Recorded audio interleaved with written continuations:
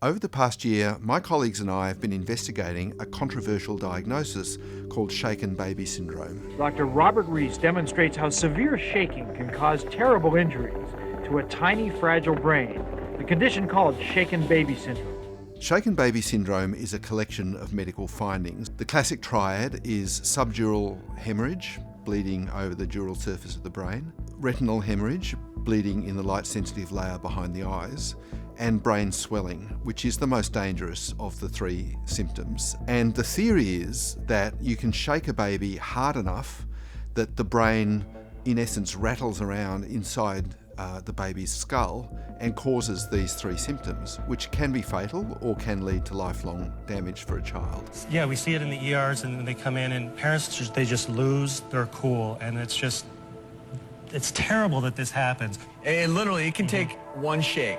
Yeah. And a baby can suffer serious brain damage. The theory of shaken baby syndrome really came out first in the early 1970s, and it was kind of an educational theory. It was, don't shake your baby, it's dangerous. And that's good advice, and remains good advice. Shaking a baby is not a good idea. And then in the 1990s, police and prosecutors started looking at these symptoms and signs and asking whether the parents or the carers of that baby had abused them and therefore should be subject to criminal charges.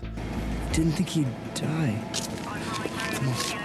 Sometimes it's a crime what we do to our kids. Never, never, never shake a baby. Once the courts and the prosecutors got hold of it, it became a pretty convenient tool for securing convictions. So on the one hand, you've got the injury and you've got the victim, being the baby.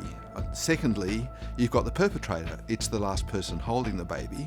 And thirdly, you've got criminal intent. And so it comes together as a package. It's a medical diagnosis of murder. The highest profile case internationally was way back in 1997, the trial of Louise Woodward.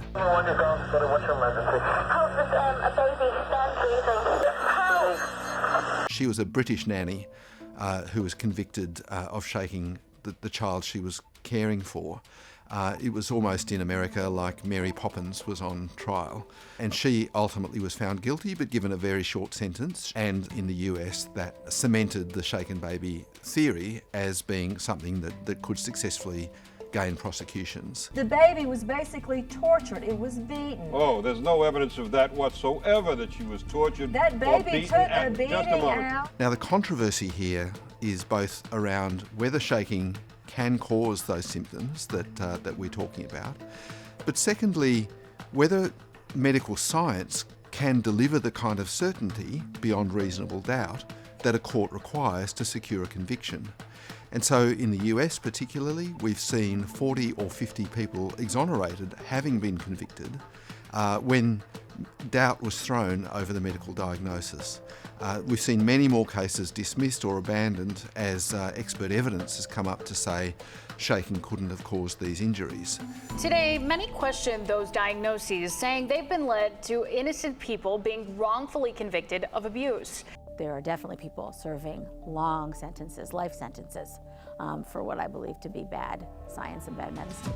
But in Australia, those questions really haven't been asked at the same level as they have in the US. And so in Australian courts, we see the convictions still come quite regularly with really very few questions being asked. Dwayne Lindsay is a baby killer. Joby Rowe is accused of killing their tiny 3-month-old daughter. A Supreme Court judge has choked back tears as he sent a baby killer to jail. These prosecutions in Australia, are they well scientifically based? Or are people being convicted for something that really doesn't exist? I think that's a really important, crucial question that Australia needs to grapple with. There is an enormous amount of human suffering going on that we don't really see or hear about or talk about.